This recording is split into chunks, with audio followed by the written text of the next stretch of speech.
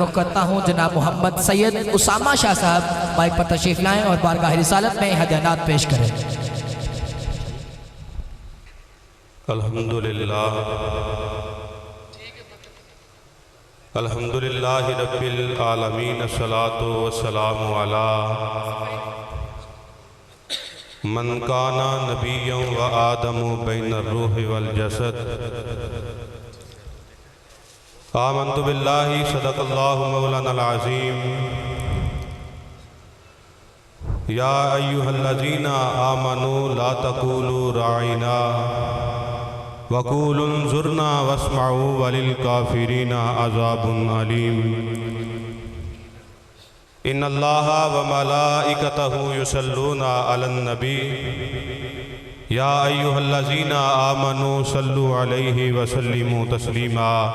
درود پاک باواز بلند الصلاۃ والسلام علیک یا سیدی یا رسول اللہ وعلی آلک و اصحابک یا سیدی یا خاتم النبیین الصلاۃ والسلام علیک یا سیدی یا امام الانبیاء والمرسلین وعلی آلک و اصحابک یا سیدی یا جد الحسن والحسین۔ بندہ پروردگارم امت احمد نبی دوست دار سہار یارم تابع اولاد علی مذہب حنفیہ دارم ملت حضرت خلیل خاک پائے غوث اعظم زیر سایہ ہر ولی۔ ہوں لاکھوں سلام اس آقا پر بت لاکھوں جس نے توڑ دیے، ہوں لاکھوں سلام اس آقا پر بت لاکھوں جس نے توڑ دیے، دنیا کو دیا پیغام سکون اور طوفانوں کے رخ موڑ دیے، اور اس جانے جہاں کی باتوں میں کچھ لطف ہے ایسا ہم نفسو، جب سے چھیڑا ہے ذکر نبی باقی سارے ذکر چھوڑ دیے۔ سامعین وقار اللہ رب العزت کا لاکھ لاکھ کروڑ ہاں مرتبہ شکر ہے کہ جس پروردگار نے ہمیں اپنے حبیب کا ذکر سننے اور سماعت فرمانے کے لیے منتخب فرمایا۔ کچھ لوگ ابھی بھی کمروں کے اندر بیٹھے ہوئے ہیں، لیٹے ہوئے ہیں، لیکن آپ چند لوگ نہیں ہیں۔ حضور کی بارگاہ کے اندر جو مقبول ہوتے ہیں انہیں کوئی حضور کی محفل میں بلایا جاتا ہے۔ سامعین وقار اللہ رب العزت نے قرآن مجید فرقان حمید کے اندر ارشاد فرمایا یا ایھا الذین آمنوا لا تقولوا راعنا۔ اللہ فرماتا ہے اے ایمان والو راعنا نہ کہو، وقولوا انظرنا۔ اللہ فرماتا ہے کہ جس وقت بھی میرے نبی کے در سے کچھ مانگنے کی ضرورت پڑ جائے، اعلیٰ حضرت نے اس آیہ مقدسہ کا ترجمہ اس طرح بیان فرمایا کنز الایمان شریف کے اندر۔ اعلیٰ حضرت فرماتے ہیں وَقُولُ انظُرْنَا کا معنی یہ ہے، اللہ فرماتا ہے جس وقت بھی، وقت کا تعین نہیں کیا گیا، جس وقت بھی میرے نبی کے در سے کچھ مانگنے کی ضرورت پڑ جائے تو اپنا دامن پھیلا کے عرض کرو یا رسول اللہ ہماری طرف نظر کرم فرمائیے، اور ناز سننے والوں کے لیے دردناک عذاب تیار کر رکھا ہے۔ یہ قرآن کا فیصلہ ہے، اور جو بندہ قرآن کا انکار کرے وہ دائرہ اسلام سے خارج کر دیا جاتا ہے۔ سامعین وقار حضرت سیدنا سعد بن معاذ رضی اللہ تعالیٰ عنہ ترمذی شریف کی حدیث مبارکہ فرماتے ہیں میں حضور علیہ السلام کے ساتھ تھا، ایک سفر سے میں اور حضور واپس تشریف لا رہے تھے کہ رستے میں ایک یہودیوں کا گروہ مل گیا۔ اس گروہ میں سے ایک ندا دینے والے نے حضور علیہ السلام کو راعنا کہہ کے بلایا۔ یہودی اس وقت حضور کا راعنا کا مطلب لے کے مذاق اڑایا کرتے تھے، حضور کو پاگل نعوذ باللہ مجنوں بولا کرتے تھے، لیکن اللہ کو یہ بات ناپسند گزری، رب نے قانون ہی بدل دیا، فرمایا اے ایمان والو راعنا کہنا ہی نہیں، جس وقت بھی نبی کے در سے کچھ مانگنے کی ضرورت پڑے آ جاؤ اپنا دامن پھیلا کے عرض کرو یا رسول اللہ انظر حالنا یا حبیب اللہ اسمع قالنا۔ حضور نظر کرم فرمائیں گے اور کرم کی انتہا فرما دیں گے۔ حضرت سعد بن معاذ فرماتے ہیں اس یہودیوں کے گروہ میں سے ایک ندا دینے والے نے حضور کو راعنا کہہ کے پکارا۔ حضرت سعد فرماتے ہیں میرا خون کو کھلا اٹھا، میں نے یہودیوں سے مخاطب ہو کے فرمایا اے یہودیوں آج سے یاد رکھنا آج تو تم نے حضور کی بارگاہ میں ایسے نازیبہ الفاظ استعمال کر لیے لیکن آئندہ سے یاد رکھنا اگر تم نے حضور کی بارگاہ میں ایسے نازیبا الفاظ استعمال کیے تمہارے الفاظ بعد میں نکلیں گے، ساتھ کی تلوار تمہارا سر تن سے پہلے جدا کر دے گی۔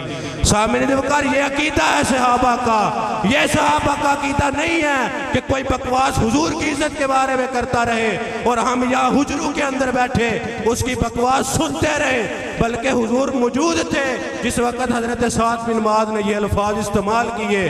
ترمذی شریف کی حدیث مبارکہ ہے۔ سامعین وقار ہم لوگ کوئی عام نہیں بیٹھے یہاں، حضرت شاہ عبد الرحیم محدث دہلوی رحمت اللہ تعالی علیہ آپ فرماتے ہیں کہ مجھے شوق ہوا حضور کا میلاد مناؤں۔ آپ فرماتے ہیں میرے گھر میں کوئی ایسے اناج بھی نہیں تھا، پیسے بھی نہیں تھے میرے پاس۔ آپ فرماتے ہیں کہ مجھے شوق ہوا حضور کا میلاد منانے کا، گھر کے چھوٹے چھوٹے بچوں کو بٹھایا، اپنے گلی محلے کے چھوٹے چھوٹے بچے لے کے آیا، انہیں بٹھایا۔ آپ فرماتے ہیں چند نیاز چند چنوں کے دانے میں نے پلیٹ کے اندر رکھے۔ آپ فرماتے ہیں میلاد پڑھا، میلاد پڑھنے کے بعد میں نے وہ نیاز بچوں کے اندر تقسیم کر دی، بچوں نے نیاز نہیں گھر چلے گئے۔ حضرت شاہ عبد الرحیم محدث دہلوی علیہ رحمہ فرماتے ہیں میں بستر پر آ کے لیٹ گیا۔ آپ فرماتے ہیں میں یہ سوچ رہا تھا کہ حضور کو میرا یہ عمل کیسا لگا ہوگا۔ آپ فرماتے ہیں اسی کشمکش کے اندر میری آنکھ لگ گئی۔ آپ فرماتے ہیں میری ظاہری آنکھ لگی، میری دل کی دنیا بدل گئی۔ حضور میری خواب کے اندر تشریف لے آئے۔ حضور نے فرمایا اے عبد الرحیم تو کیا سمجھتا ہے کہ تیرے یہ چند چنوں کے دانے میری بارگاہ کے اندر اتنے قبول ہیں کہ میں نے خود تناول فرما رہا ہوں۔ حضرت شاہ عبد الرحیم فرماتے میں نے اپنی آنکھوں سے دیکھا حضور وہ چنوں کے دانے خود تناول فرما رہے تھے اور فرما رہے تھے شاہ عبد الرحیم تو مقدر والا ہے، تو اپنے مقدروں پہ ناز کر کہ حضور تیری بارگاہ اتنی حضور کے اندر مقبول ہو گئی کہ حضور تیری خواب کے اندر تشریف لے آئے اور حضور کے ہاتھ کے اندر وہ چنوں کے دانے موجود تھے جو حضرت شاہ عبد الرحیم نے بچوں کے اندر تقسیم فرما دیے۔ سامعین وقار آج بھی کوئی تڑپ لے کے بیٹھے دنیا کے کسی کونے کے اندر بھی چلا جائے، آج بھی سچا عشق ہو، سچی محبت ہو اس کے دل کے اندر، کہیں بھی بیٹھ کے ایک ندامت کا آنسو اس کی آنکھ سے نکلے، حضور اس کے حال پہ ضرور کرم فرما سکتے ہیں۔ حضور آج بھی اپنی امت کے حال سے واقف ہیں، حضور جانتے ہیں میرا امت اس وقت کیا کر رہا ہے، حضور جانتے ہیں کون یہاں بیٹھا ہے، حضور یہ بھی جانتے ہیں کون اپنے کمروں کے اندر موجود ہے، کون اپنے گھروں کے اندر موجود ہے، حضور ہمارے دلوں کے حال سے بھی واقف ہیں۔ حضور جانتے ہیں شیخو پورہ کے اندر عائشہ مل کے اندر میرے دیوانے میری محفل سجا کے بیٹھے ہیں۔ سامعین وقار آج بھی سچی محبت لے کے بیٹھے، انشاءاللہ اللہ کا نبی اتنا کرم فرمائے گا جس کی انتہا کر دی جائے گی۔ اللہ رب العزت سے دعا ہے کہ اللہ رب العزت ہمیں حضور کی سنت کو اپنانے کی توفیق عطا فرمائے۔ وما علیہ الا البلاغ۔ ماشاءاللہ جزاک اللہ، بڑے خوبصورت انداز کے ساتھ جناب سید محمد اسامہ شاہ صاحب بارگاہ رسالت میں ہدیانات پیش کر رہے تھے، اپنے خیالات کا اظہار کر رہے تھے۔ تو اس سے پہلے قاری صاحب نے تلاوت کے ساتھ محفل پاک کا آغاز کیا ہے، تو یہ وہ ایک جملہ دے رہا ہوں کہ یہ وہ مقدس کلام ہے، اگر اسی مقدس کلام کی تلاوت صبح کے وقت کی جائے تو اس کا انداز کچھ اور ہوتا ہے۔ جنہوں سمجھ لگے او بندہ کہے سبحان اللہ۔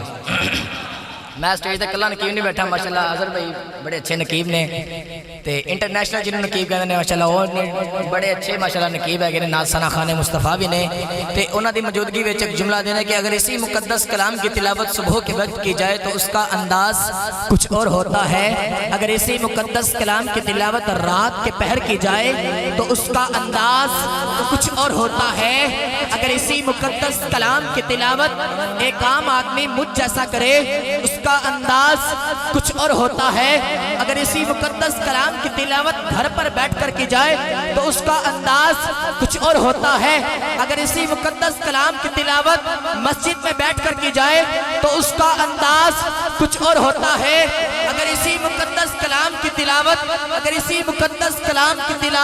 محفل میں بیٹھ کر کی جائے تو اس کا انداز کچھ اور ہوتا ہے، اگر اسی مقدس کلام کی تلاوت ایک عام آدمی مجھ جیسا اپنے الفاظوں میں کرتا ہے اس کا انداز کچھ اور ہوتا ہے، اگر اسی مقدس کلام کی تلاوت قاری قرآن رموز و اوقاف کو سمجھ کر پڑھنے والا اپنی زبان سے کرتا ہے اس کا انداز کچھ اور ہوتا ہے۔ اگر اسی مقدس کلام کی تلاوت حضرت اسی مقدس کلام کی تلاوت عثمان غنی ذو النورین اپنی زبان سے کرتے ہیں اس کا انداز کچھ اور ہوتا ہے۔ اگر اسی مقدس کلام کی تلاوت قاری قرآن رموز و اوقاف کو سمجھ کر پڑھنے والا اپنی زبان سے کرتا ہے اس کا انداز کچھ اور ہوتا ہے۔ اگر اسی مقدس کلام کی تلاوت سیدنا صدیق اکبر اپنی زبان سے کرتے ہیں اس کا انداز کچھ اور ہوتا ہے۔ اگر اسی مقدس کلام کی تلاوت عمر پاک اپنی زبان سے کرتے ہیں اس کا انداز کچھ اور ہوتا ہے۔ اگر اسی مقدس کلام کی تلاوت عثمان غنی ذو النورین اپنی زبان سے کرتے ہیں اس کا بھی انداز کچھ اور ہوتا ہے۔ حضرات اگر اسی مقدس کلام کی تلاوت علی المرتضیٰ شیر خدا وجہ الکریم اپنی زبان سے کرتے ہیں اس کا انداز کچھ اور ہوتا ہے۔ وہ جملہ آ گیا جس کے لیے میں اتنی تمہید باندھی ہے۔ اگر اسی مقدس کلام کی تلاوت کربلا کی تپتی ریت پر بھوکے پیاسے نیزے کی نوک پر حضرت حسین اپنی زبان سے کرتے ہیں اس کا بھی انداز کچھ اور ہوتا ہے۔ شاعر نے کیا خوب کہا ہے کہ مشہور ہے زمانے میں شجاعت حسین کی، مشہور ہے زمانے میں شجاعت حسین کی، دشمن سے بھی نہیں ہے عداوت حسین کی۔ ارے بازار کے ہجوم سے کہو کہ چپ رہے، قرآن کر رہا ہے تلاوت حسین۔